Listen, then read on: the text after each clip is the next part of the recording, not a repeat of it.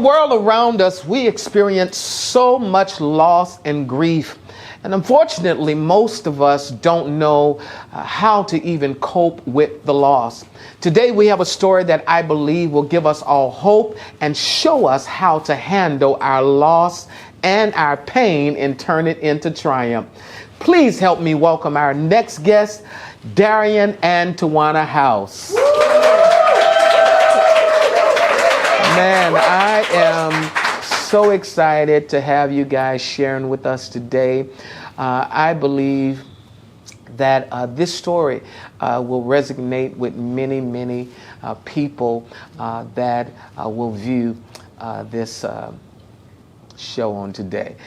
So let's get started. Let's jump right in. First of all, let us know who you are.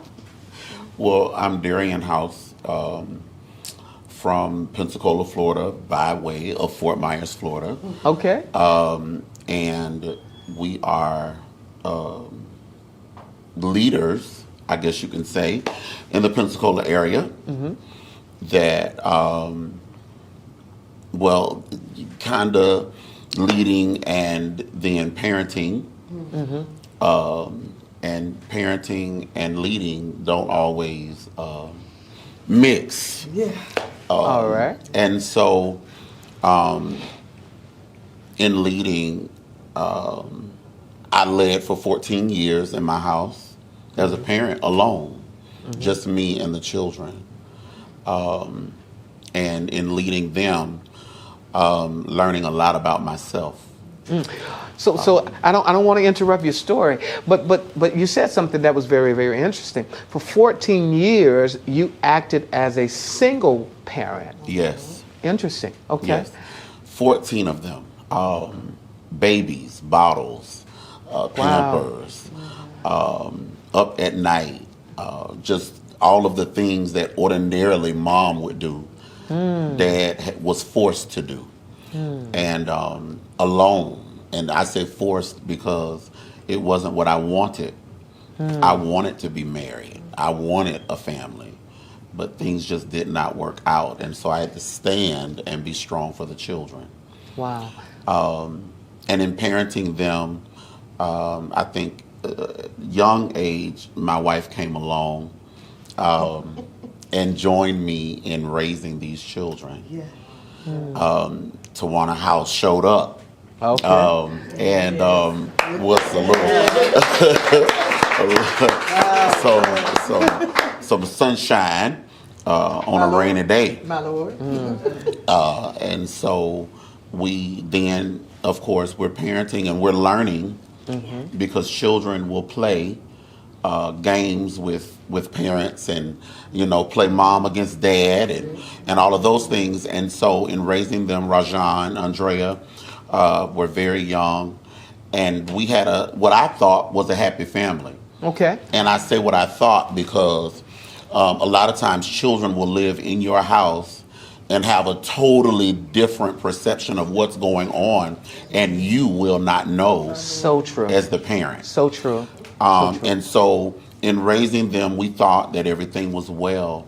And learning, my son at 18, he decided that he was going to move out. And that day, the Lord woke me up, and I ran upstairs and had a conversation with him. Said to him, I don't want to go to the cemetery for you, and I don't want to go to the jail for you, but if you will not allow me to help you, these are the places that are available. Let me ask you this. So you did say that you guys are leaders. So I understand that you all are pastors. Yes.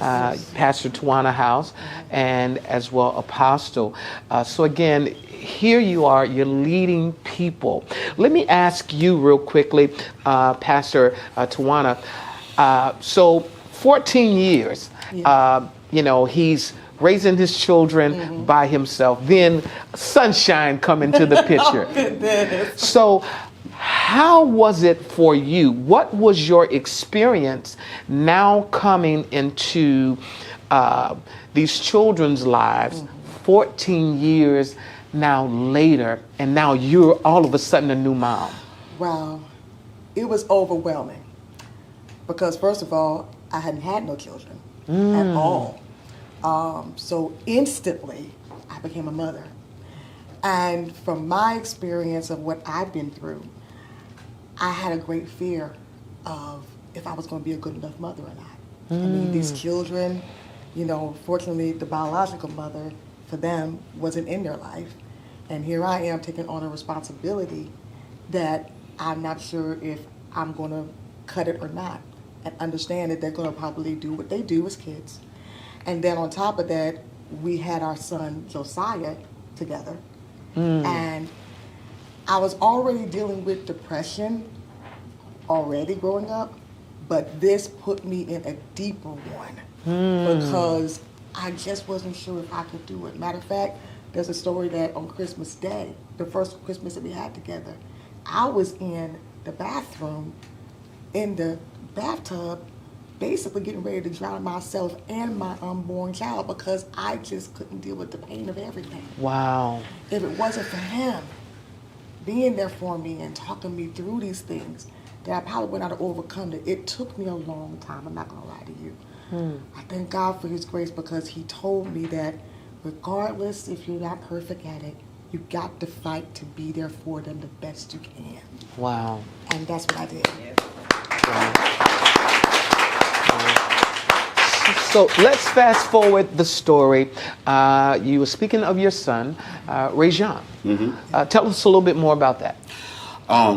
Just God showing me some stuff, while I'm resting.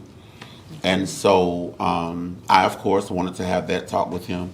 He is now not a little boy anymore. His voice is deeper than mine, and he's, taller than I am, and and so that grown man talk. Grown man talk. Okay. Yeah. How you doing? Yeah. And so we are having this conversation with this young man, and he is saying, you can't save me from everything, Dad. And I'm saying, listen, son, you gotta listen. You gotta allow me to help you. I've gone where you're trying to go. Right. I've already lived it. I've gone before you. Let me steer you. And he's like, well, I just want to figure it out on my own. And so that night, I go to bed after I have the talk. I think everything's okay. I think we're good, right?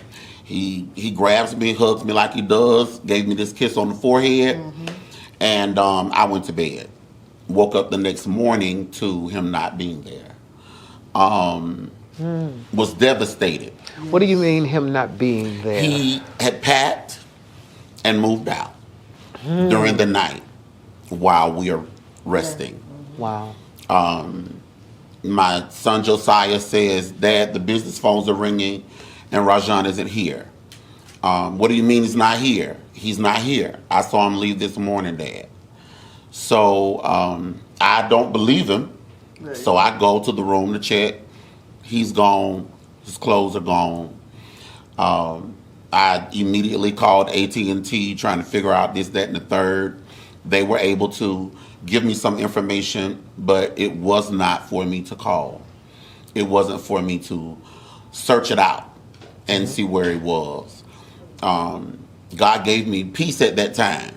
Okay. So I finished my work day, and we really did not talk.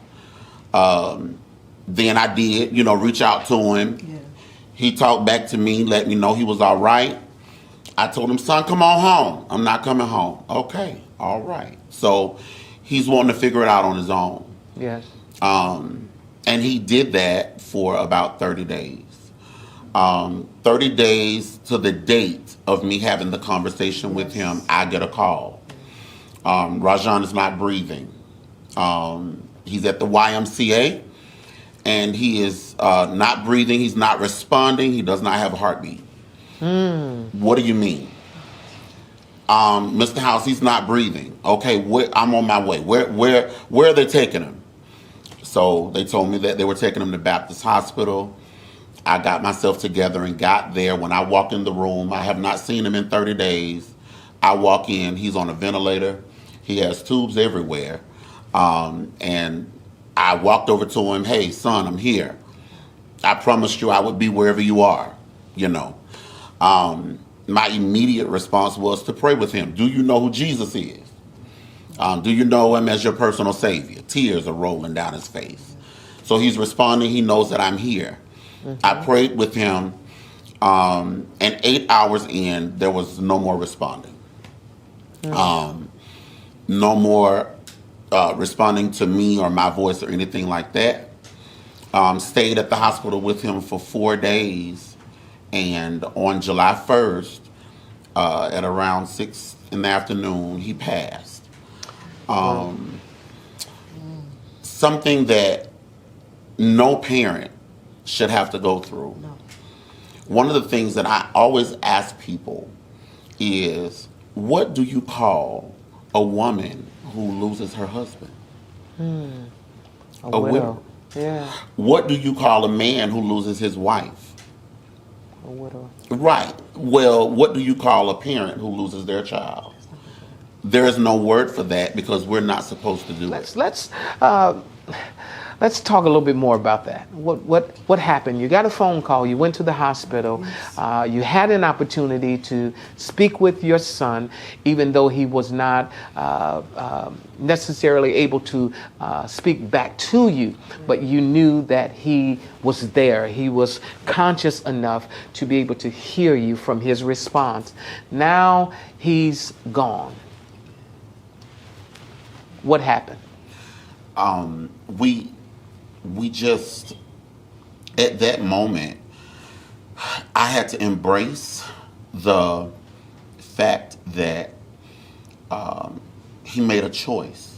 I had to embrace the fact that sometimes we can choose a thing thinking that it's going to be good, but when we get there, it's something totally different from what we thought it would be. Yeah. In preparing for the celebration of life and all of those things, I was back and forth from my church to my house and just, preparing some things. And God said to me, it wasn't his time, it was his choice. Wow.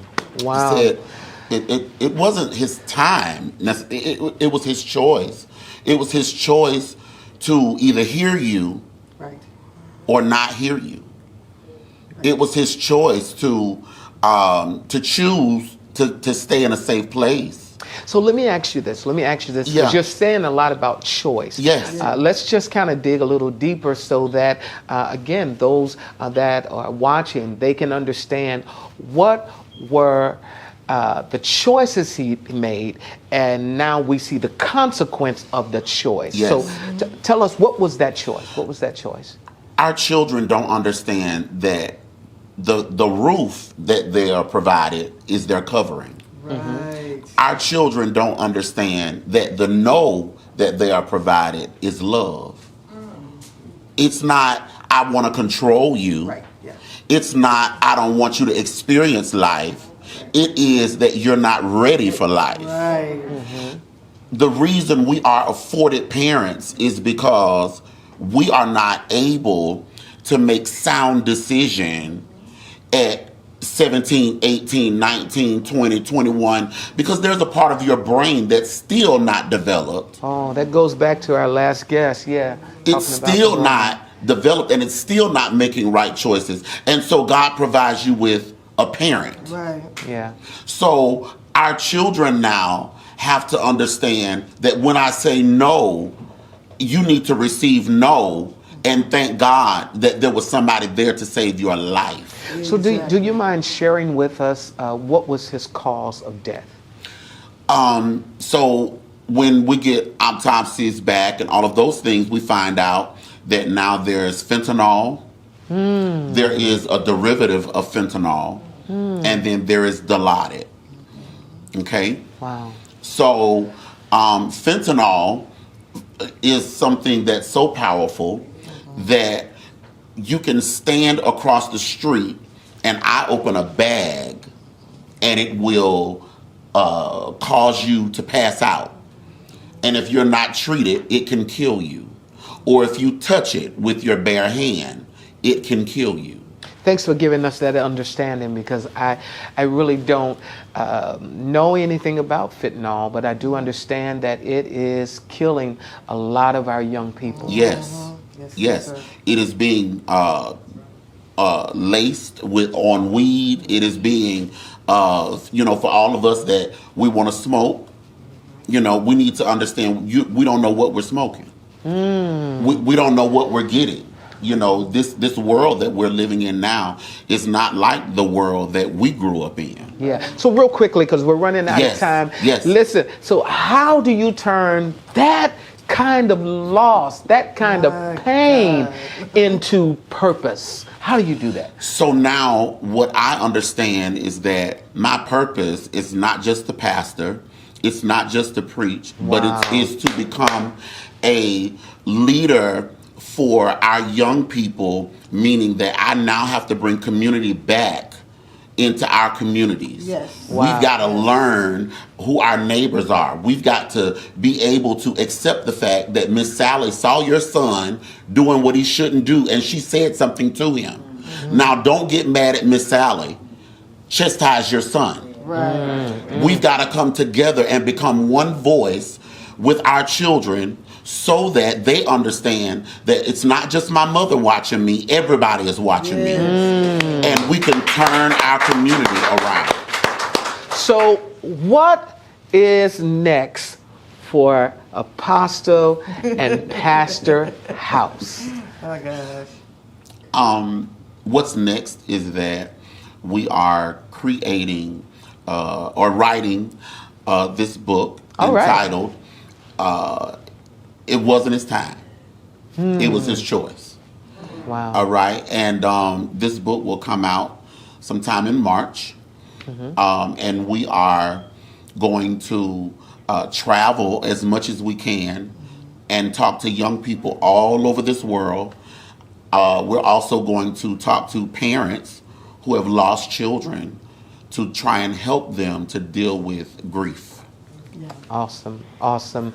Well, we are excited for you and your future, and again, showing us how to take this type of pain, this type of loss, this type of grief, and turn it into purpose. So if people want to get in contact with you, their social media information is on the screen. And so please, please, please, parents, let's pay more attention to what's going on with our children. Thank you all so much for sharing your story with us, and we pray that God will continue to order your steps and bless your journey ahead. Let's talk about you. Let's talk about me. Let's talk about all the things that make us so happy. Let's talk about it. I really want to talk about it. Let's just talk about it.